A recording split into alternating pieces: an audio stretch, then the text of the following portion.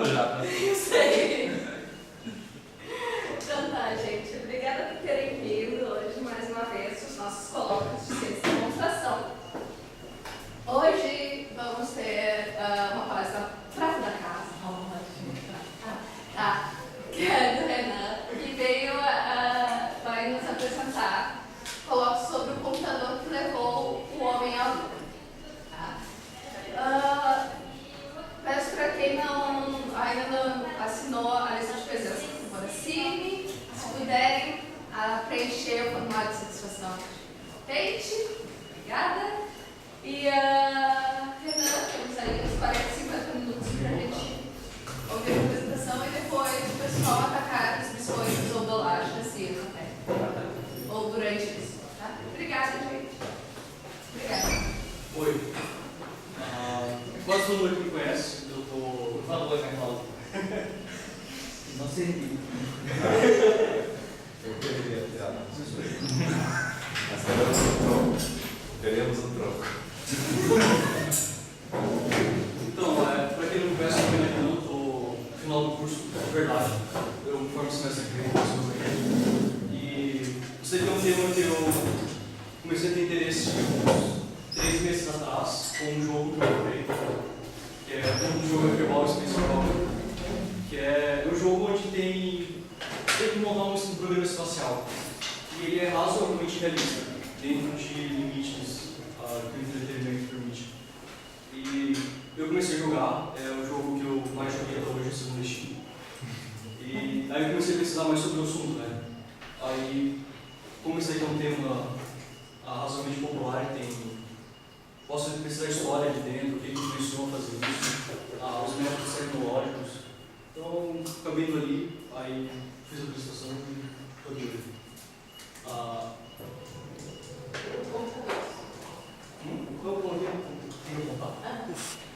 Não, tá fora de foco no slide, a janela. Bota a janela em foco. Chamou assim. É isso.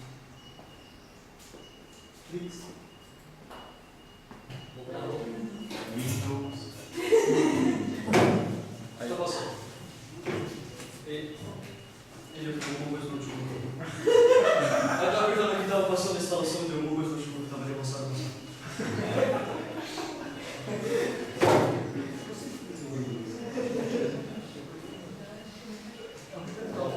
Só botar muito luz.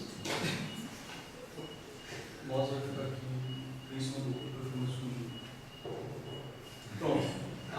Isso aqui é um sumário que eu vou apresentar. Começar com o contexto histórico. Vou explicar como se entra em órbita na Lua. Vou falar sobre o Saturno V, que é o foguete que levou o resto da Apollo 11 para a Lua. Falar sobre o computador que levou o homem à Lua e obrigado não era para estar ali.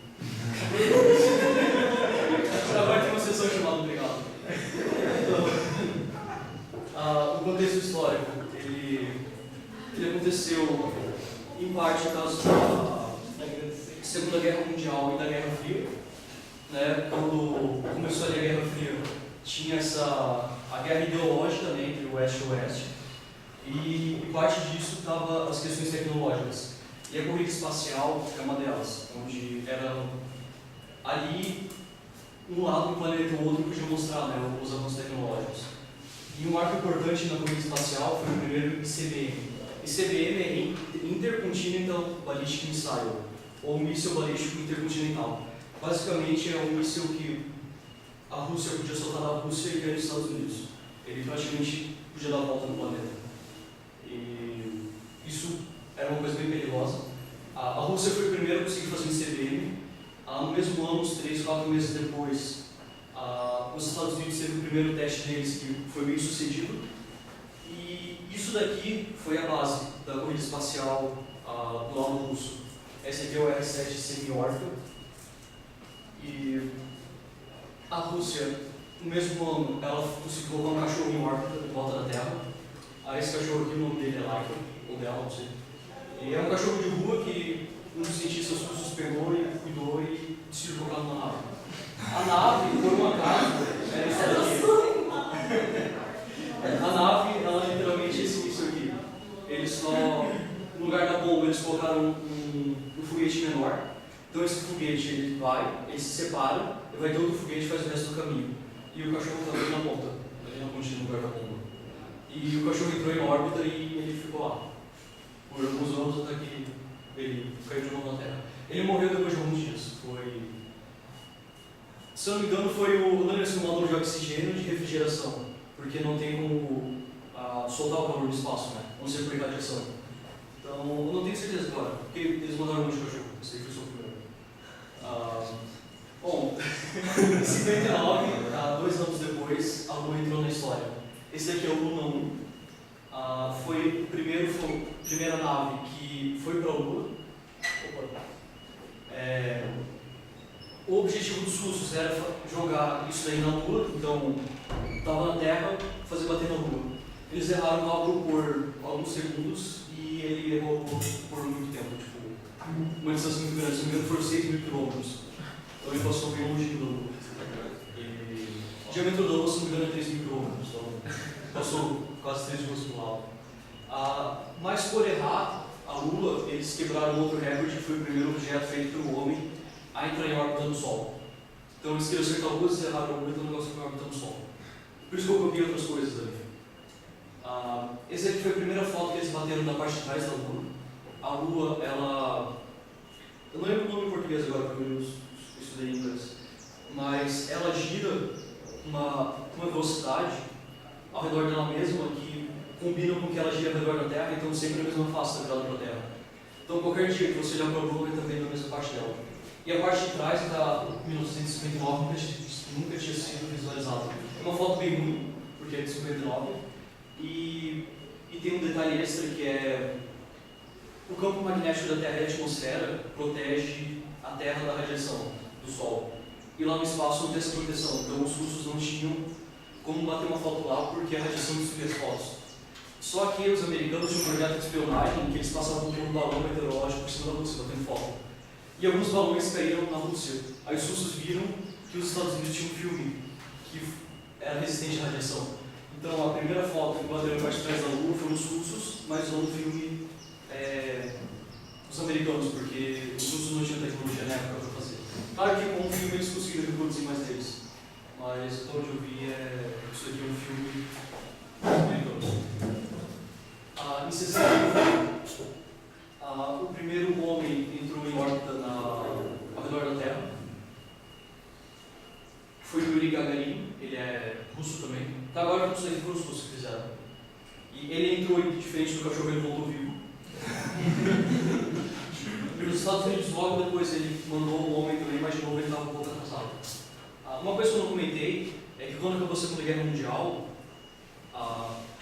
não quando acabou a Segunda Guerra, mas quando a Alemanha se rendeu, ela tinha um grupo de cientistas ali muito grande e forte.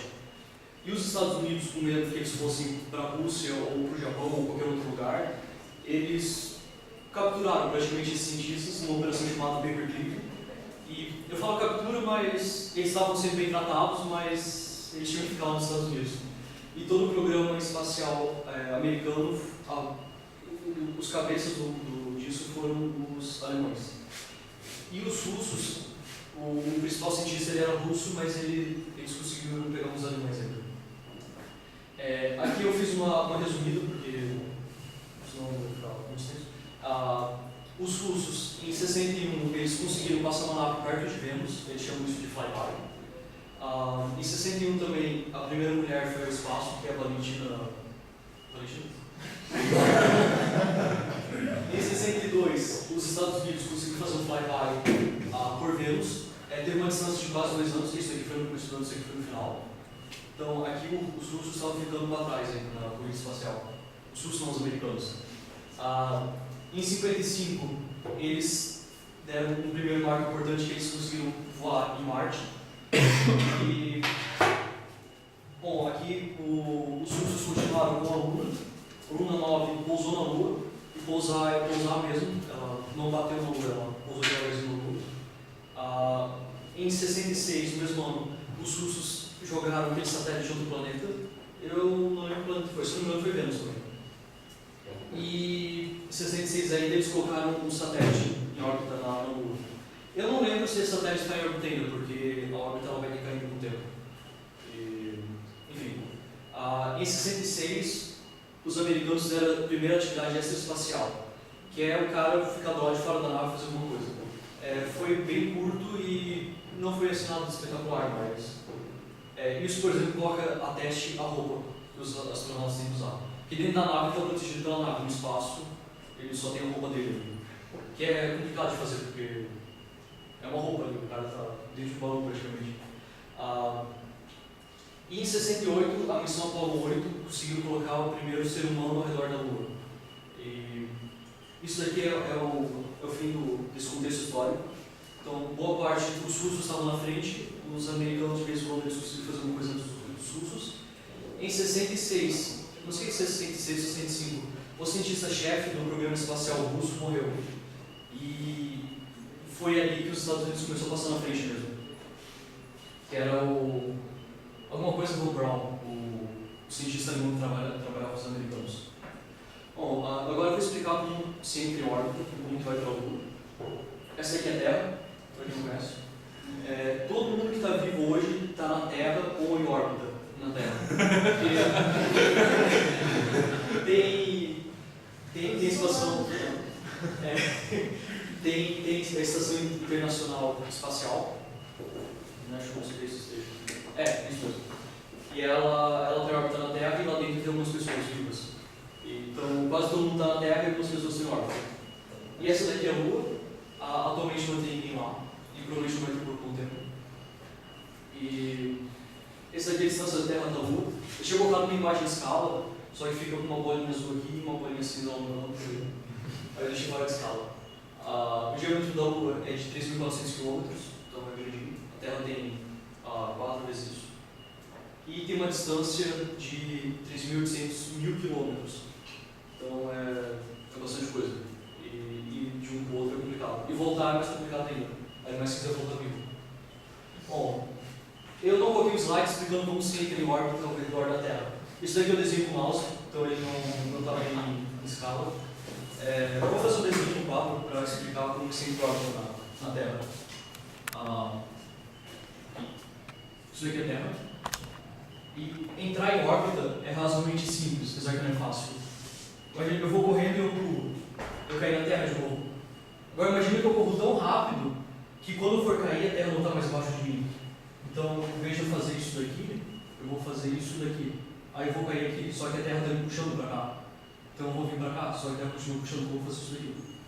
E está em órbita. Basicamente, entrar em órbita é pular e quando cair errar a Terra.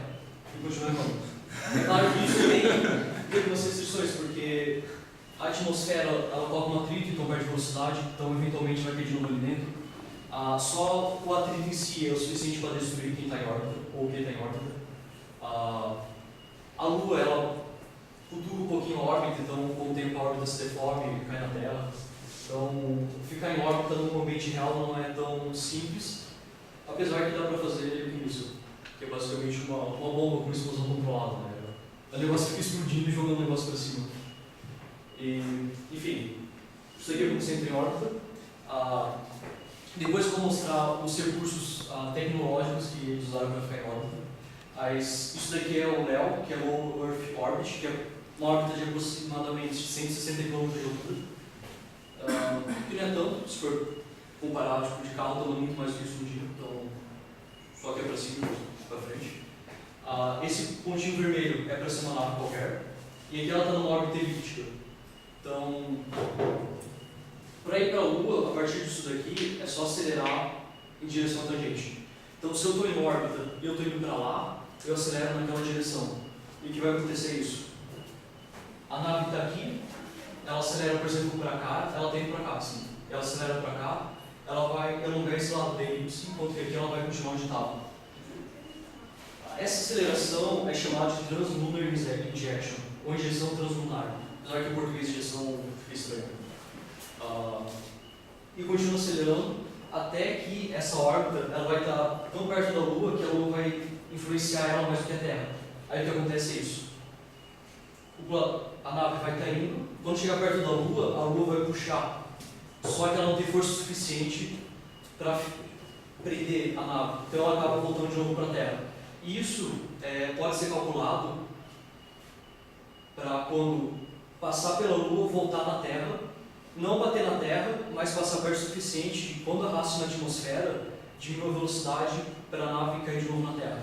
Então vamos supor que o cara acelerou, a nave está aqui assim e, sei lá, esqueceu de colocar combustível na nave. Aí ela não consegue fazer mais nada. Ela vai passar por trás da Lua, vai voltar, vai entrar na atmosfera e idealmente pousar. Não é pousar ela, sabe, na Terra mesmo. É um negócio muito lento. E isso daqui é chamado de Free Return Trajectory porque ele tem um retorno de graça. Uma vez que está nessa órbita, ele vai voltar. A missão Apollo 13, ela teve um tanque de combustível, de oxigênio que explodiu quando eles estavam indo. Então eles estavam aqui, explodiu um tanque de combustível, estragou a nave, arrancou uns pedaços. Só que eles estavam nessa órbita aqui. Então eles só tiveram que se manter vivo até chegar de novo na Terra. E aqui eles não tinham uma nave funcional, era um balão de alumínio ali, uma latinha de refrigerante com 3 caras dentro. Mas eles conseguiram voltar, ninguém morreu. Enfim, vou falar do Saturno V. O Saturno V é a plataforma, o foguete, que basicamente toda a missão Apollo ele usou o Saturno V. Tiveram melhorias ao longo do tempo, porque cada vez eles queriam levar mais coisas para a Lua. Então na Apollo 12 ou 13 eles levaram um carro. O carro era um motor ali 4 rodas, porque tinha que ser leve. Mas isso era o suficiente para ter que colocar mais combustível, tem que melhorar os motores da nave do foguete. Então teve modificações, mas a princípio era a plataforma Saturno V. O programa espacial americano, o Apollo, em São Paulo, eles encomendaram, se não me engano, não foram 12, foram 20 desses foguetes. 2 não foram utilizados e eles foram desmontados em vários museus. Eu não sei se tem fora dos Estados Unidos, mas nos Estados Unidos tem vários museus com pedaços dessa nave. Que era para ter sido utilizado, mas não foi utilizado porque os Estados Unidos meio que ganhou a corrida espacial e era muito caro. Aí eles não usaram o foguete. Esse daqui é o Saturno V desmontado, apesar que não está muito desmontado. Essas partes são chamadas de estágio. A primeira ali, onde tem aqueles 5 foguetes, turbinas. Não sei se é turbina em inglês, mas chama de motor. Esses 5 motores grandões aqui, que é esses buracos. Esse aqui é o estágio 1, ele queima não, é que em inglês é fire. Mas, enfim, ele funciona por mais ou menos 2 minutos e meio. E ele dá o primeiro boost. Ele sobe, inclina e ele vai fazer isso aqui, para tentar cair e errar a Terra, entrar em órbita. Depois que acabou o combustível dessa parte, isso aqui separa, essa parte cai na Terra e explode em algum lugar. Isso daqui continua empurrando. Agora a nave está mais leve e ela já está mais rápida, então com menos combustível ela consegue ir ainda mais longe. Isso daqui é o estágio 2. Isso daqui é o estágio 3, os astronautas estão aqui dentro. Isso daqui é um negócio de segurança. Vamos supor que isso daqui explodiu. Se isso daqui explodir antes do que era para explodir, isso daqui ativa sozinho e ele puxa os astronautas para longe, para evitar que eles morram, basicamente. E os americanos nunca tiveram que usar isso, uma situação real, eles usaram testes. Os russos tiveram que usar, e inclusive uma delas foi por acidente. Não teve um problema, mas o sistema automático detectou que teve um problema, aí a nave estava subindo, de repente ela separou em 2 e... Isso daqui, ele acelera, não lembro se é 13G, 3 vezes a aceleração gravitacional. É bem desconfortável. Os astronautas que estavam ali dentro, eles desligaram a comunicação e ficaram xingando por uns 10 minutos. Isso, inclusive, está no relatório do programa lá dos russos. Aqui são outros protótipos dos americanos. Esse daqui é baseado no míssil V12, V2 é outra coisa. Baseado no míssil V2 e os alemães ficaram ajudando na Inglaterra. E como era um cientista alemão que estava coordenando o projeto, então eles partiram disso daí. Esse daqui é onde as missões Apollo foram lançadas. Isso daqui é o VAB, que é o Vehicle Assembly Building. Eles constroem foguete ali dentro, basicamente. Eles montam ali e tem esse carrinho aqui que leva o foguete para fora. Ele anda super devagar, demora horas para andar isso daí, só que não é uma distância muito grande. Cabo Canaveral fica lá na Flórida, se não me engano. Não tenho certeza, eu chutei. Mas é pra lá. Aqui ele já está montado, pronto para ele praticamente. Esse aqui é o lançamento da Apollo 11. ele tem esse risquinho preto que eles geram um problema que eles absorvem mais calor do que o resto. Então ele gera uma tensão ali na superfície. Só que com isso eles conseguem saber se o foguete não está subindo e girando. Porque nos primeiros... Esse aí é o Apollo 11. Então teve 10 outras antes dela. E numa dessas, não sei se foi na 2 ou na 3, a nave ela subiu e começou a girar. E como ela gira, ela vai... Ela tem essa tendência a puxar as coisas para fora. E basicamente desmontou a nave quando ela estava subindo. Era uma missão não tripulada, mas eles tiveram que abordar a missão. Esse aqui é o motor da Saturno 5, então ele é bem grandinho. E aqui na verdade o motor não está completo, ele tem mais uma parte que fica aqui embaixo, que é só um cone para direcionar a exaustão ali. Isso daqui é absurdamente grande, pesado. Eu não lembro de cabeça agora, não coloquei no slide, mas é tipo, sei lá, 5.000 toneladas de combustível por segundo, é uma coisa absurda. E uma coisa interessante sobre as missões Apollo é que ela era terceirizada, ou seja, a NASA ela tinha a missão, que era mandar um homem à Lua, mas isso daqui, por exemplo, foi uma empresa que fez. O resto do foguete foi outra empresa. E assim foi, então eles faziam uma licitação e quem tinha um produto mais barato dentro das especificações estava lá. Então cada pedaço era feito por uma empresa diferente. Isso inclusive deu problemas. A Apollo 13 teve um tanque um pouco fora da especificação e ele explodiu quando estava indo para o Lua. Isso daqui é um computador. Esse computador ele está aqui assim. Eu acho que ele não está na foto porque ele é separado disso daqui. Ele fica meio que entre um e outro. O computador ele é tão grande, ele pesa 5 toneladas. Isso daqui é em 69. Imagina, um computador pesa 5 toneladas e ele é tão grande que, em vez de colocar eles dentro do computador de uma caixa e deixar na nave, eles usaram o computador como parte da parede da nave. Então, daqui para baixo tem um pedaço da nave, daí para cima tem outro pedaço. Então, é um computador absurdo, apesar que pros padrões da época, era um computador compacto, porque ele tinha um computador com uma capacidade semelhante que era um prédio, alguns andares de prédio. Então, esse computador aqui, que é o Instrumentation Unit, ele basicamente guia o foguete para ele ficar onde ele está, se ele vê se o motor parou de funcionar, porque são 5 motores, né? Se esse aqui parar de funcionar, ele vai puxar a nave para um lado, então tem que compensar. Então isso daqui vê se tem que compensar, se está no lugar certo, se não está girando, esse tipo de coisa. E essa aqui é a Apollo 11. Sei que a navezinha que foi até o Rio voltou, apesar que não, ela inteira não voltou. Esse aqui é um módulo de serviço. Ele é basicamente isso aqui é combustível. Aqui tem um motor. Esse motor é interessante porque ele pode funcionar mais de uma vez. Os motores da Saturn, isso aqui só liga uma vez. Ele liga, fica ligado, depois que desligou, ele liga de novo. Não sem um aparato externo. Né? Basicamente eles colocam uma bomba aqui dentro. Então eles colocam combustível, explodem a bomba quando soltam o combustível e o motor fica funcionando. E os sustos eles usavam, era um fósforo gigante. Era uma madeira com um negócio que pegava fogo na ponta. E eles usam isso tão interessante. Porque aquele CDM que eu coloquei lá no começo, o R7, mais tarde ele virou a plataforma Soyuz, que eles usam hoje para mandar os astronautas para a estação espacial. E eles usam esse fósforo gigante hoje. E funciona bem. E é bem mais simples do que os americanos usam. Enfim, esse aqui é o módulo de comando.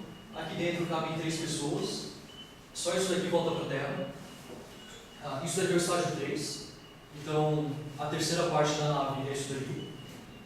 Isso daqui vai estar em órbita na Terra. Isso daqui vai estar na Lua, repousando na Lua, vou lá. Aqui, eles se prendem um no outro.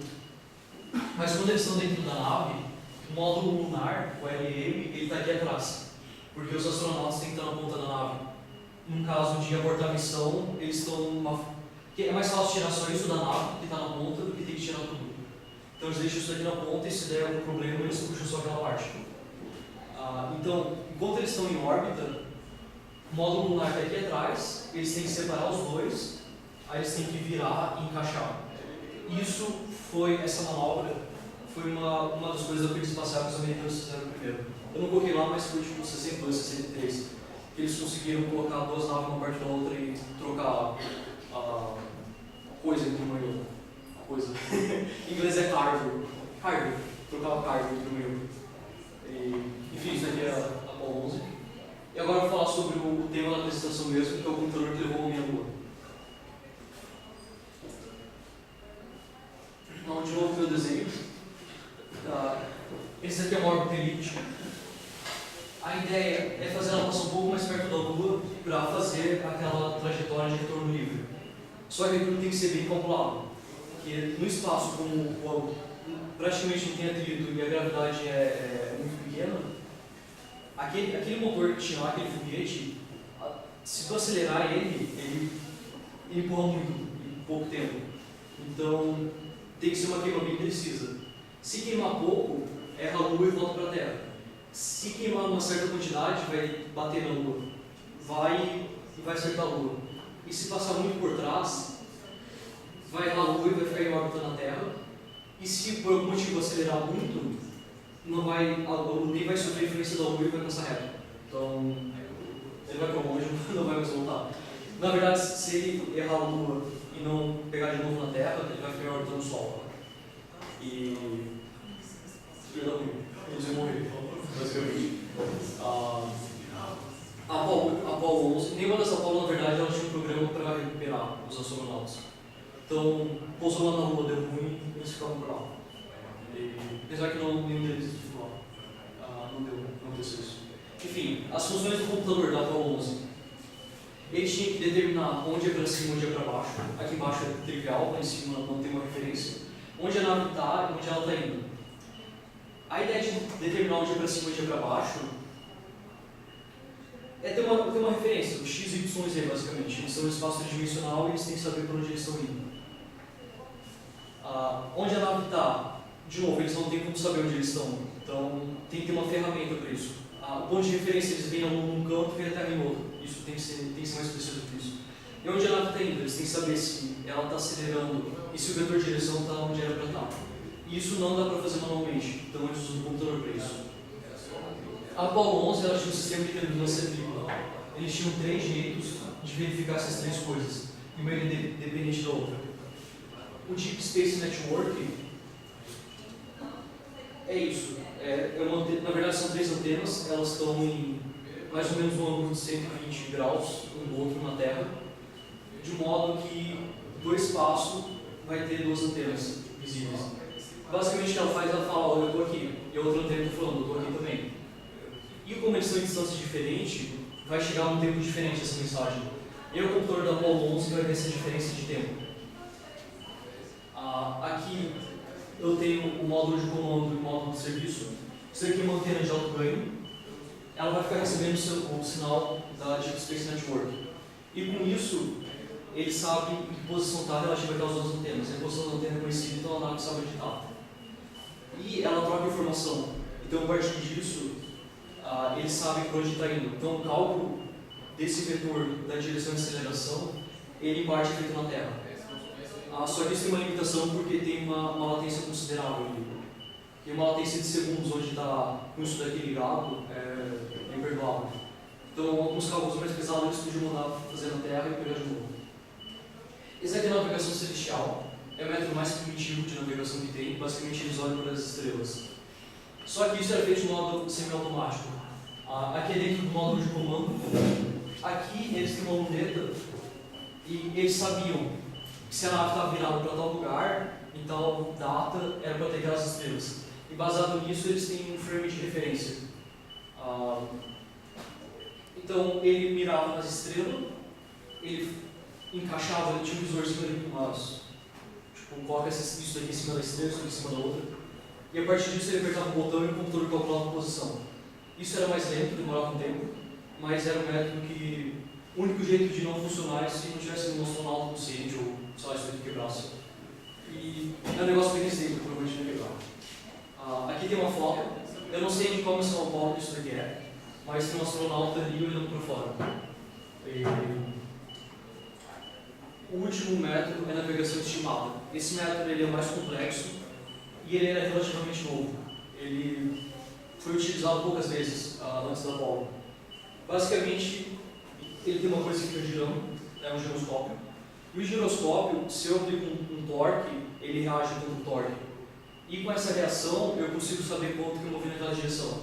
Então, o que você faz é colocar no eixo XY, você coloca um rolamento que sente quanto que rotacionou, e com isso você sabe quanto que mexeu a nave. O celular hoje em dia tem isso. Apesar que não é bem assim que funciona, é com laser, então ele é menorzinho. Isso daqui é um negócio assim desse tamanho. E uma coisa interessante é que isso daqui ele tem 3 gimbais, que é a parte que move. E normalmente se usa 4, porque tem um negócio chamado gimbal lock. Isso daqui é um nav ball, que chama. Que é. Ele diz a posição relativa a. Você está inclinado para lá, para cá, para cá. Essa parte vermelha é a área de gimbal lock. E o que acontece ali é que eu tenho os 3 eixos. E quando eu me movo, um desses eixos se move, os outros permanecem fixos. E pode acontecer que os 2 eixos fiquem iguais. Então não sei mais o que é x e y, por exemplo. E isso é problemático. Então eles usam um quarto gimbal. Só que o gimbal é pesado. É tipo, se eu não me engano era 7 kg por cada negócio que gira. Só que 7 kg é muito caro ali na missão Apollo. Então eles colocaram só 3. Correndo o risco de ter um gimbal lock. E teve 4 vezes. Não na mesma missão, mas 4 missões teve. E isso daqui, eu não lembro se era 1h30 que custou para arrumar. Porque eles têm que colocar a nave numa posição específica e tem que. Eu não sei lá o detalhe técnico disso, mas é algo custoso. Apesar que tem redundância. Mas é melhor ter os 3 e poder usar os 3 do que confiar só nos outros 2. E, inclusive tem uma piadinha que eles fizeram aqui. Tipo, eles pousaram lá na Lua, eles estavam mandando informação, ele falou, preciso de mais uma coisa. O Furso falou. Aí o cara que tá na Lua falou, me manda meu quarto gimbal de Natal. Ou alguma coisa assim. Dá problema isso. Enfim. O computador, ele integrava esses 3 métodos de navegação. Ele é um sistema fly-by-wire. Basicamente, o que isso é? Você está no carro, você vira o volante vira a roda diretamente e o carro vira. Nesse modo fly-by-wire, você fala, vira para lá a nave. Aí o computador vai calcular como que faz para virar para lá. Aí ele vai ligar o RCS, que é esse negocinho que é um RCS, que ele faz movimentos mais precisos, ou ligar isso daqui na nave. E ele determina quando liga, por quanto tempo liga. Então o astronauta ele não liga e desliga o foguete. É um computador que faz. O computador ele fazia o interfaceamento, ele tinha que mostrar isso aqui é o painel. Então as informações que estavam aqui, o computador tinha que mostrar. Então tinha um display digitais mostrando os números, tinham analógicos. E o computador convertia o sinal digital para analógico. Todo o computador da Apollo 11 era digital. Ele era capaz de pilotar a nave sozinho, caso, sei lá, derrube os astronautas, o computador consegue pilotar sozinho a nave e trazer de volta para a Terra. Ele controla a aterrissagem da Lua, a subida a partir da Lua e o rendezvous, que é... Bom, lembra que tinha um módulo lunar e um módulo de comando? O módulo de comando ele fica em órbita na Lua, ele não pousa. E o módulo lunar ele pousa. Então, a nave são 2 pedaços agora. E depois eles têm que juntar os 2, porque aqui tem um cara e aqui tem 2. Então, o rendezvous é essa manobra de colocar os 2 em órbita e juntar as 2 naves. E isso é uma coisa difícil de fazer. E é feito pelo computador. E ela tem os controles de emergência. Todos os procedimentos da nave, o computador podia executar, pelo menos os importantes. Então, esse aqui é o painel de controle. Aqui tem os 3 assentos, onde os caras vão. O hardware da nave, ele tinha uma palavra de 16 bits, ou seja, cada mensagem que passava no barramento, ele tinha 16 bits, sendo que um era de paridade, para verificar se não tinha um erro ali. Por exemplo, eu mando 10 e dá um ruído e sai um 11. Esse bit ele ajuda a verificar isso. Ele tinha um Core Hope Memory, que é isso daqui, depois eu vou explicar. Isso daqui é basicamente é um HD que só dá para ler. Ele tinha 2.048 palavras de memória reprogramável. Hoje em dia a gente chama isso de RAM. Detalhe, são 2.000 palavras. Isso quer dizer que é 2.048 vezes 16. Isso era a memória que a máquina tinha. É até absurdo. Isso daqui é a memória ROM. Todo o código estava ali dentro da Apollo 11. A aritmética dele era de 14 bits. O outro bit era de overflow, para saber se está overflow. e o outro bit era de sinal, para ter sinal positivo e negativo. Ela usava o complemento de 1, para quem fez sistemas. Como que é assim? Alguma coisa é álgebra de Boole. Sistemas numéricos é álgebra de Boole, isso. Eles usavam o complemento de 1. O computador tinha 1 metro quadrado, então ele era alguma coisa assim. Ele pesava 37 quilos e ele consumia 55 watts. E 55 watts, no contexto da nave, é tipo uns 40% de tudo que a nave gasta. Isso era só do computador. E ele tinha só 37 instruções. Hoje em dia um x86, né, um processador que a gente usa, tem... Eu vou chutar, eu posso chutar feio, mas pelo menos 500 instruções, provavelmente mais. 2.000 talvez. É super especializado. Isso aqui são...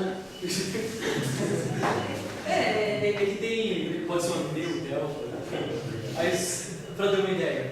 Então, são ordens de magnitude diferentes. Ele tinha 5 interrupções, que é pouco, depois eu vou explicar o que é. Ele rodava 1 MHz, e também é bem pouco. Isso daqui, ele tem um anel de ferrite e tem um fio que passou por dentro ou por fora.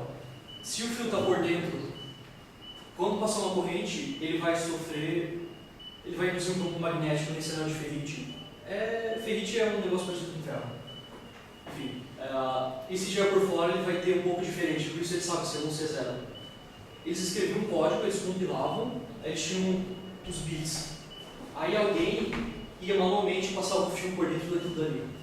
Então o código foi testado durante anos, quando eles tinham certeza que estava pronto, eles fizeram isso daqui. Isso daqui não dá para mudar. E todo o código daqui dentro. E isso aqui eles contrataram, na verdade, costureiras para fazer isso. Porque ela só tinha que passar por dentro e por fora. Isso daqui é uma parte da placa do... Eu não falei o nome do computador, mas é AGC, que é Apollo Guidance Computer. Ele utiliza circuitos integrados, o que na época era uma tecnologia de ponta. Se não me engano, fazia 3 anos que tinha surgido isso. E aquele computador da Instrumentation Unit, que era aquele lá de 5 toneladas, eles usavam componentes discretos. Então, isso daqui provavelmente estava uma placa assim no tamanho da mesa.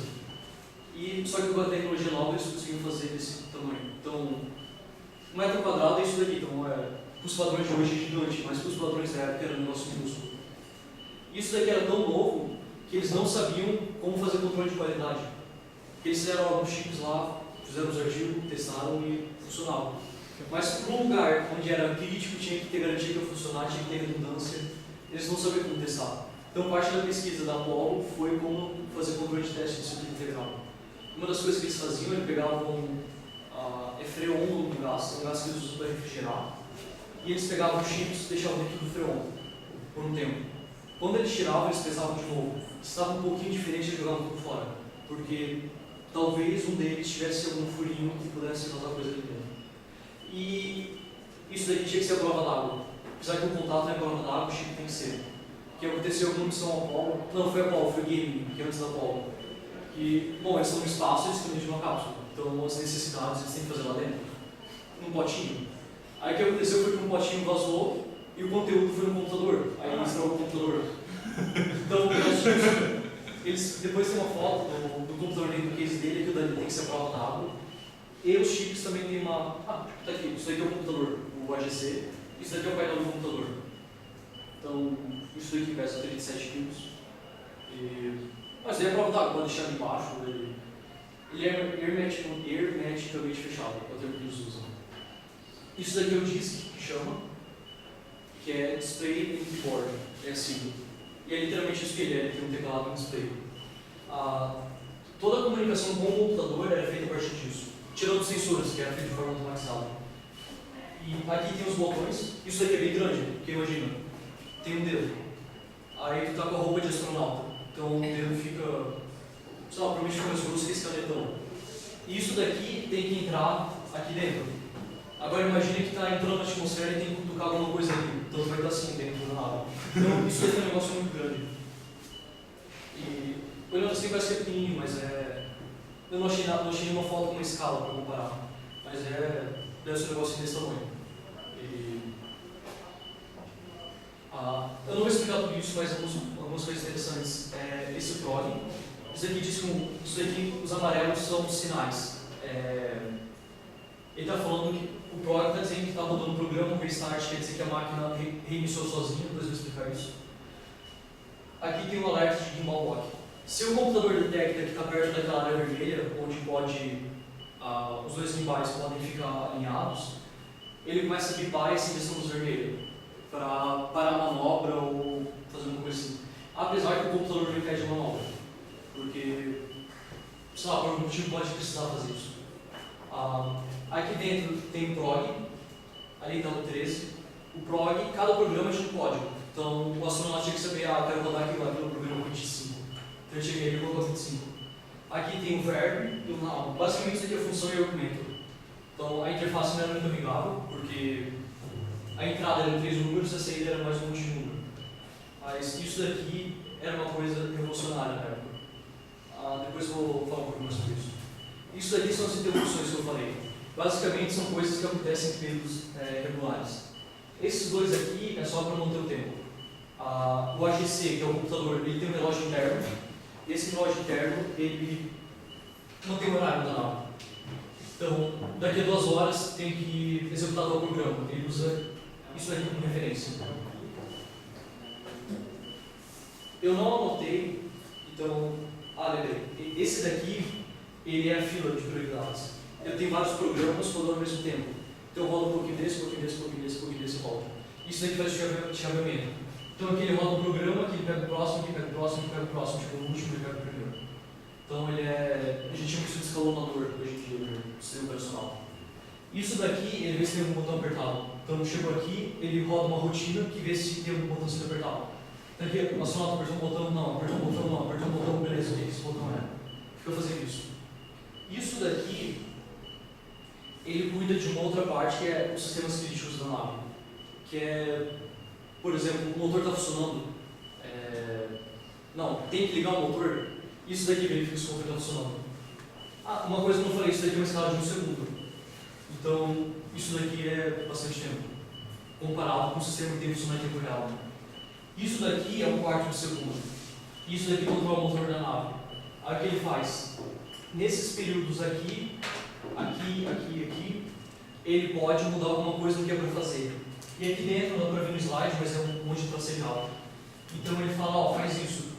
Aí tem uma subrotina que fica rodando, fica falando, tem que fazer, tem que fazer, tem que fazer, tem que fazer. Para quem fez sistemas operacionais, isso espera ocupado, ele fica ali olhando. Só que essa partezinha aqui dentro é separada. Isso daqui, que eu falei que ele tem uma fila, isso daqui,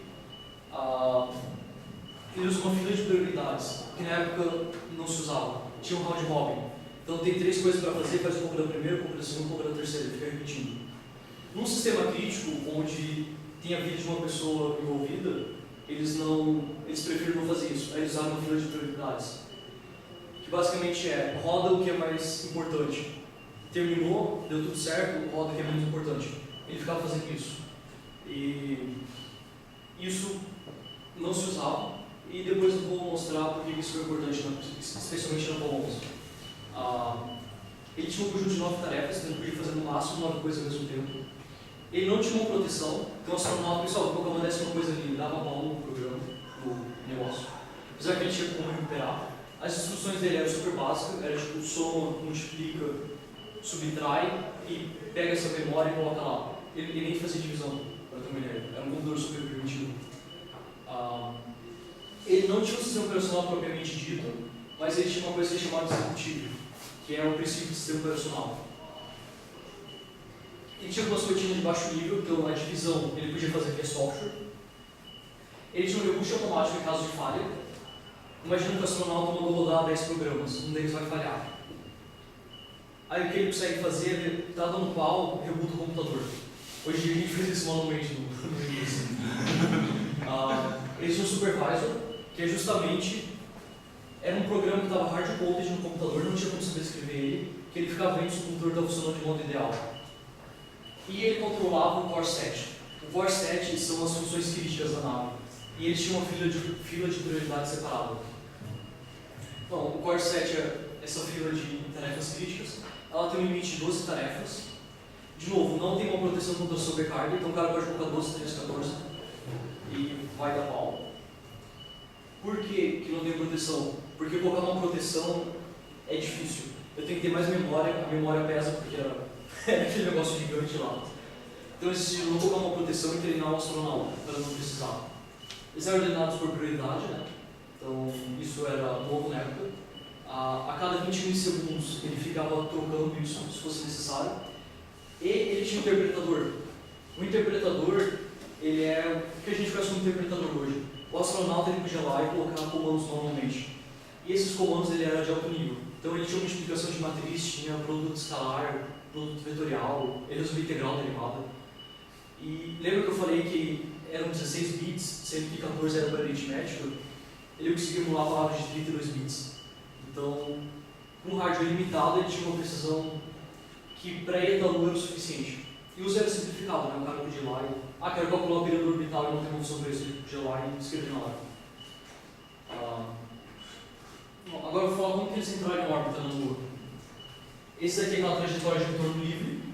Eles estão passando por trás da Lua. A navezinha está ali, em vermelho. Aí o que eles fazem? Para ir para a Lua, eles aceleravam na direção do vetor de aceleração. Aqui eles aceleram na direção contrária. Então, eles estão freando. Eles estão indo para lá, eles aceleram para ir para nessa direção. Aí o que acontece é isso daqui. Antes, a velocidade, a gravidade puxa para cá, a gravidade da Lua, e da Terra puxa para cá. Então eles vão fazer alguma coisa assim. Como eles frearam, eles vão passar mais perto da Lua. Então, eles vão frear o suficiente para a gravidade lunar capturar a nave. Aí eles aceleram mais um pouquinho, fica numa órbita mais ou menos circular. E, bom, até aí tem poucas coisas que podem dar errado. Eu esqueci de comentar isso. A Apollo ela tinha 3 computadores. Ela tinha 2 AGC, um no módulo de comando e outro no módulo lunar. O módulo lunar é o que pousa e o de comando é o que fica em órbita. E no módulo lunar ele tinha um computador extra que era o AGS, que era um computador específico para quando estava descendo, porque assim, tu está em órbita, eventualmente tu vai morrer, se fica ali para sempre.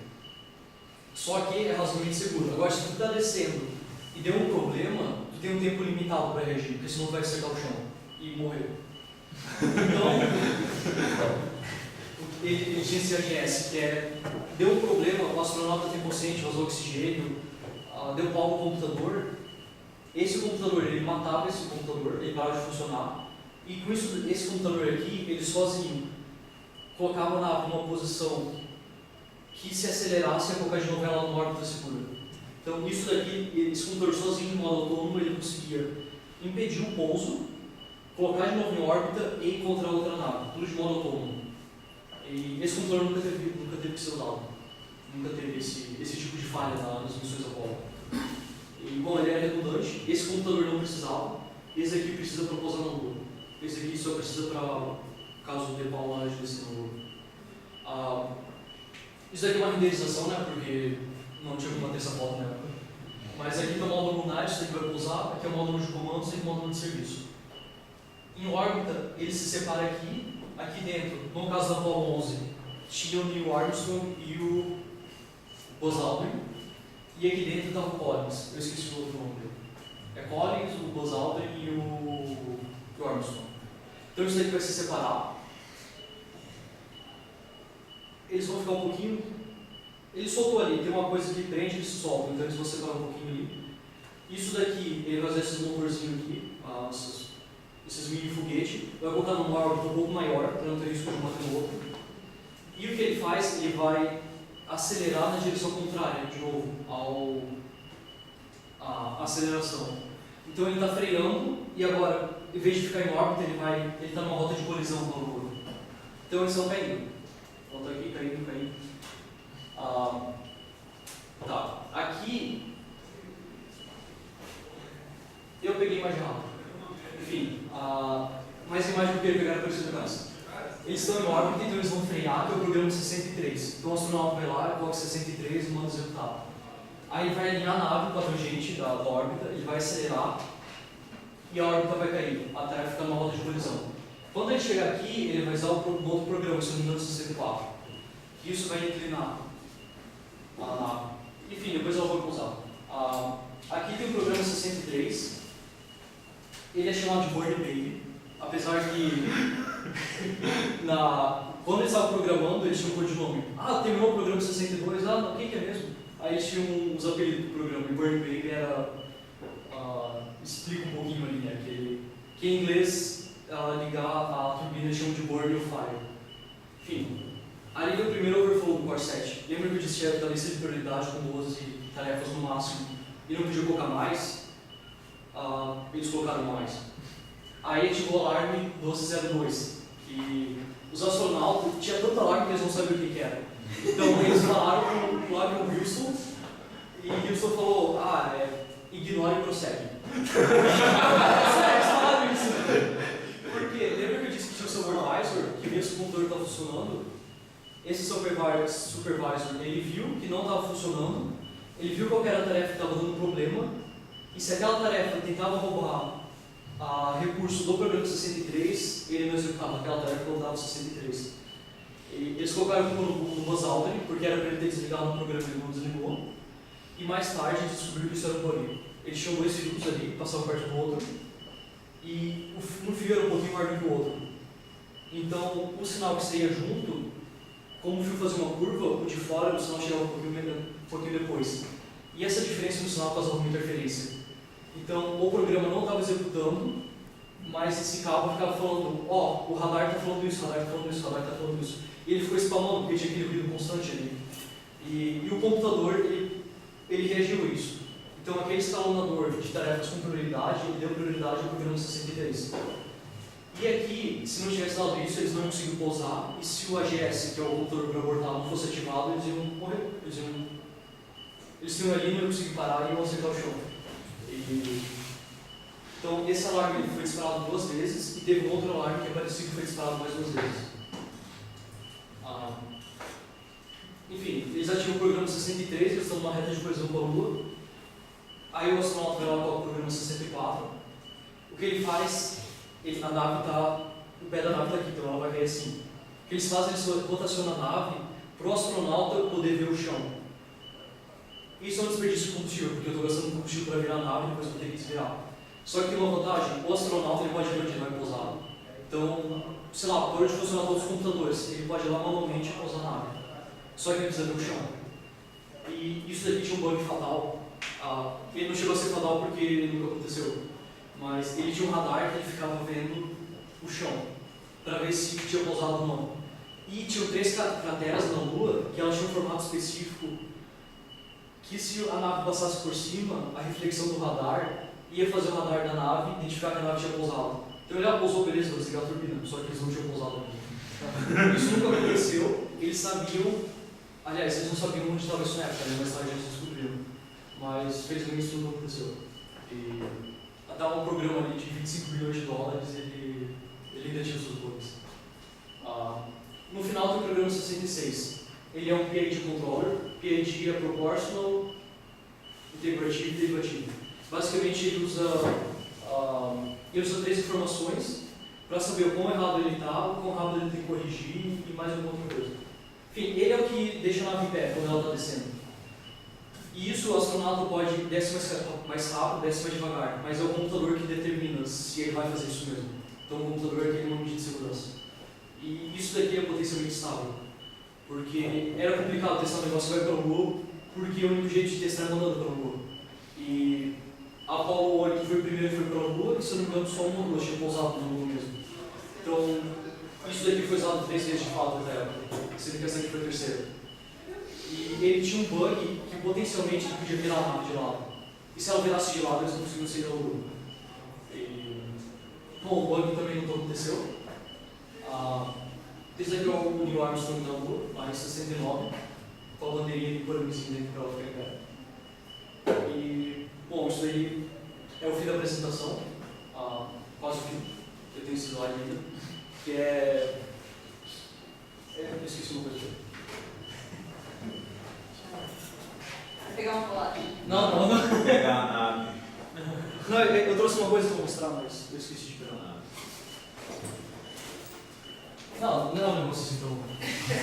Agora tá todo mundo curioso. Pois é. Enfim, por que estudar o OGC? O OGC é o computador, né, da Apple. Ele foi revolucionário. Ele usou uma tecnologia que era nova, com recursos de software que era novo. E ele foi possível por pouco. Lembra do Ryu, do Instrumentation Unity, aquele anel que era um computador? Os dois fazem a mesma coisa, eles foram fabricados na mesma época, e um deles é extremamente compacto comparado com o outro. Então, o que eles fizeram ali nunca tinha sido feito antes. Muitas das coisas, não só o computador como tudo, né? Tipo, pousar na lua. Mentira, eles já tinham pousado na lua, eles não tinham sido nada. Enfim. Bom, esse computador ele é um exemplo de engenharia através de um processo pragmático e empírico. Como eu falei, eles não podiam testar, pousar na lua. Então eles pegavam o computador, colocavam um programa, e eles colocavam o astronauta lá, e tinha um outro computador que gerava informações falsas dos sensores. Então o astronauta estava dentro da nave, ele não sabia o que estava acontecendo, só via o painel da nave. E ele tinha que pilotar. E com isso eles pegaram vários bugs, melhoraram o sistema. E eu não lembro se foi mais de 1000 vezes ou mais de 2000 vezes que eles fizeram essa simulação só para Apollo 11. Então imagina, o Buzz Aldrin, o Collins e o Armstrong, eles estavam no computador, eles ficavam horas lá, só simulando. Aí deu certo, tá, vamos fazer diferente agora. Eles lá e colocavam, agora está muito inclinado no chão, agora faltou tal coisa, acabou a energia. Eles tinham que reagir e ver como o computador reagiu. Então foi assim que foi feito o teste. E poucos acreditavam que o computador era confiável, porque o computador praticamente pilota a nave. Ele é uma interface ali entre o mecanismo que move a nave e quem está controlando. Então ele tinha que ser super confiável. E, de fato, ele era confiável. Esse daqui é o Neil Armstrong, depois da Apollo 11. Esse daqui é o caça X-15, ou X-15. E, na época, ele era controlado manualmente. Esse caça ele consegue sair da atmosfera, então ele fica no espaço. E a diferença entre espaço é onde acabou a atmosfera, basicamente. Só que na hora de voltar, ele batia na atmosfera e quicava, igual joga uma pedrinha no ar, ela sai quicando no tecido na atmosfera. Então eles tinham que ficar fazendo aquilo dali porque eles não tinham informação suficiente. E o astronauta voava manualmente. Aí o que eles fizeram, eles pegaram o computador da Apollo 11, não da Apollo 11, da Apollo, porque eles fizeram vários daqueles computadores, né? E colocaram ali dentro. Aí agora o astronauta falava, eu quero descer. Aí o computador ia lá e controlava para descer. E o caça ele ficou muito mais fácil de manobrar. Ele conseguia entrar de primeira e não ficava quicando, ele ficou mais eficiente. E bom, o que eu ia mostrar é. Deixa eu ver. É isso daqui. Esse daqui ele é um ATmega 368. E isso daqui ele custa $2,53. É super barato. E ele é incrivelmente mais potente que aquele computador da Apollo 11. E eu trouxe isso para uma comparação. Aquilo lá pesava 37 kg, consumia 55 watts. Isso daqui pesa. Sei lá. Talvez derrubei um desses no chão e quebrou. Só que era mais caro que desse aqui. $3. Pois é, não era mais caro. Enfim. E eu trouxe isso daqui como motivação, porque tudo bem que eles tinham dinheiro pra caramba, né? Acho que era $25 bilhões, mas eles tinham um recurso limitado, tempo limitado, eles fizeram aquilo. E hoje em dia, a gente tem um hardware muito mais barato. A gente nunca teve tanta informação, acesso a tanta informação como a gente teve hoje. Então, eu queria deixar um contexto motivacional no final dessa palestra, para tentar fazer alguma coisa. Pega o que tem e tenta fazer algo novo. Porque a gente está vendo um momento inédito na história, onde a quantidade de informação que a gente tem é absurda. Então, é isso. Obrigado.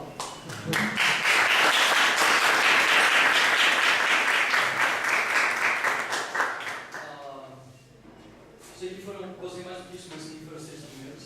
Isso aqui é uma apresentação, ele fala mais ou menos o que eu falei. Isso daqui é um arquivo histórico da NASA. Todas as missões ao Apollo estão documentadas ali, tem o que eles gravaram lá, tem informações sobre as pedras que eles trouxeram lá, assim, um monte de coisa. Isso daqui é um documentário da Science Channel, são 6 episódios. Um deles é sobre o computador, aí tem outro sobre a roupa que eles usavam, sobre o módulo de comando, o módulo de serviço, sobre a Saturno, sobre o rover que eles colocaram lá no Lua, e mais alguma outra coisa que eu não lembro. E se vocês quiserem olhar, isso daqui vai estar no meu GitHub. Quem me conhece o meu GitHub, quem não conhece, o Rafael pode colocar depois lá no Facebook dos blocos. E é isso, seguinte eu levei 59 minutos para fazer tudo. E aí, gente, perguntas? Eu tô emocionado aqui com essa palestra. Quem que vai fazer de novo? Quem que vai fazer de novo hoje? Passamos matéria?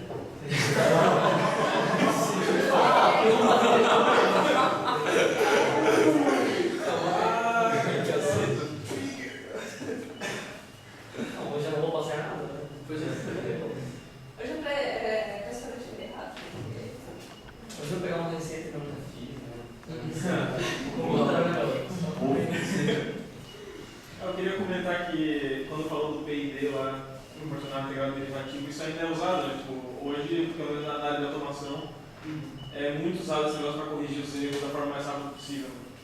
Inclusive, no campeonato de robótica que tem aqui na UDESC, que o JEG organiza, eles indicam ao programa do carro seguidor de linha corrigir o erro da linha através do sistema P&D. Tipo, é bem difundido hoje. Não sei se antigamente era tanto assim. Eu não cheguei a pesquisar sobre isso, mas fazer isso computacionalmente era razoavelmente novo, porque ali foi 69, né? Então os computadores ali tinham, sei lá, uns 20 anos de história, e o computador embarcado quase não tinha, né? A UHC foi um dos primeiros computadores embarcados. Eu tinha embarcado na nada. E o código da Apollo está disponível no GitHub. Sim, Foi.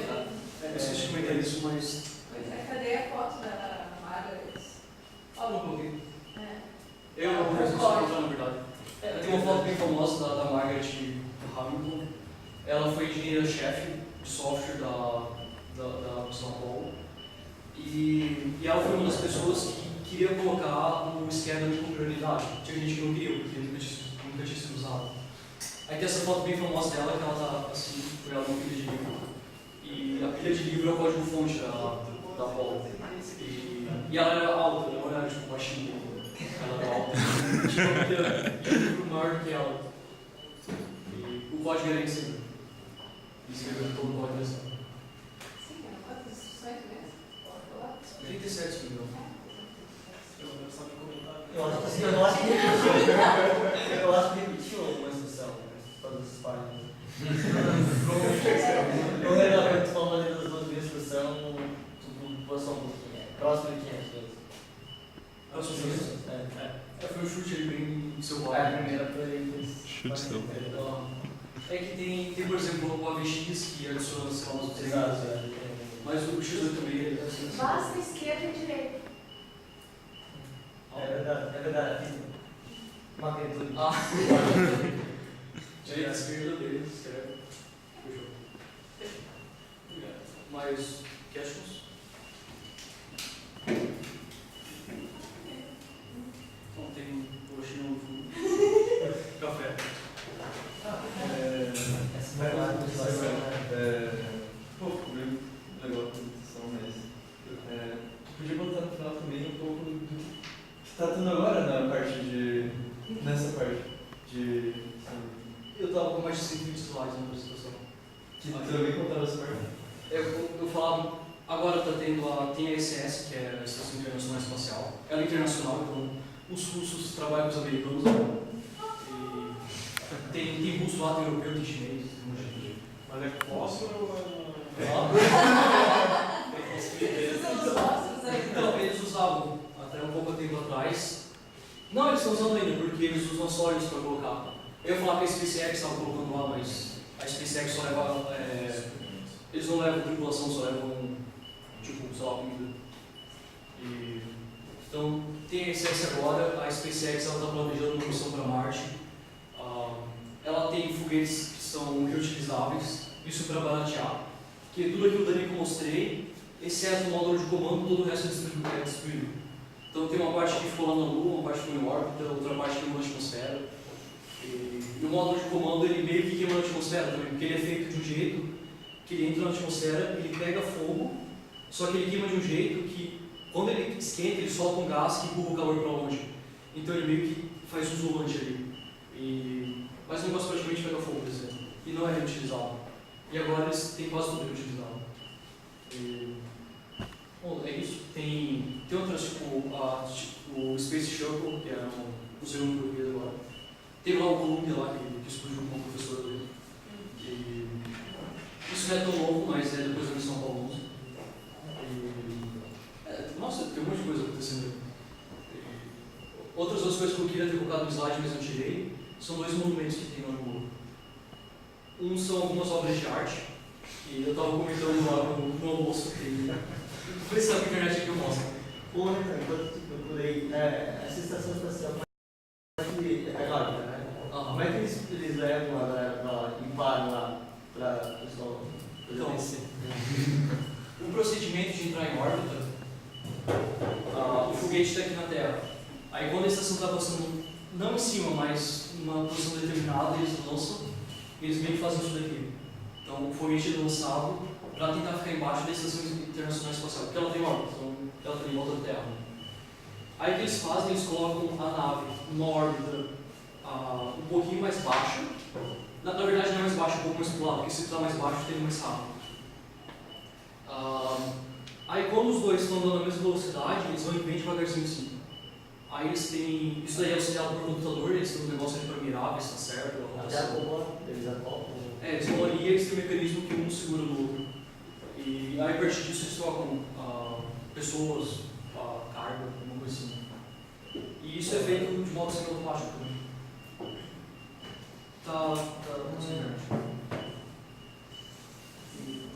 Enfim, mas uma placa são 5 obras de arte. Tem algumas bem peculiares, na Nelson não fala o que é. E tem outra que é tipo uma reta, outra é um bonequinho. E, tipo, não se palito. Não é um palito, acho que falaram que era um coelho, mas não dá pra dizer que é um coelho, nossa, que feio. E outro monumento, tem um bonequinho de alumínio caindo no chão e tem a lista de todos os astronautas que morreram durante a corrida espacial. Não todos, porque a Rússia ela tinha aquele negócio da cortina de ferro. Então, não lembro se eram 2 ou 4, que os americanos não sabiam, né? Isso foi na Apollo 14 ou 17, não lembro agora que eles deixaram isso lá. Mas os que eram conhecidos na época estão todos lá. Aí tem 3 americanos que morreram na Apollo 1, que pegou fogo na cápsula no treino. Teve um outro lá que deu um problema de instrumentação e deixou um prédio contra o alto, um desses. Teve uns russos que eles foram entrar em órbita, um negócio, uma válvula estava aberta e chegou o oxigênio da cápsula e eles morreram asfixiados. Teve outro que o paraquedas não abriu. Aí. E os outros eu não lembro todos de cabeça, mas são os mesmos movimentos que tem lá. Tem uma instrumentação científica também, tem um espelho que eles usam para medir Terra, a distância da Terra da Lua.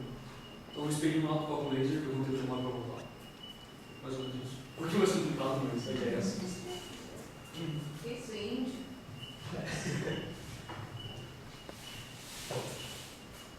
Algo mais?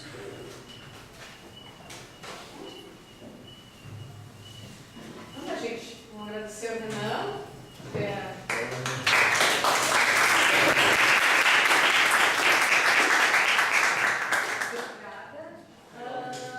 Pedir pro pessoal que não assinou a lista de presença, por favor, assinar.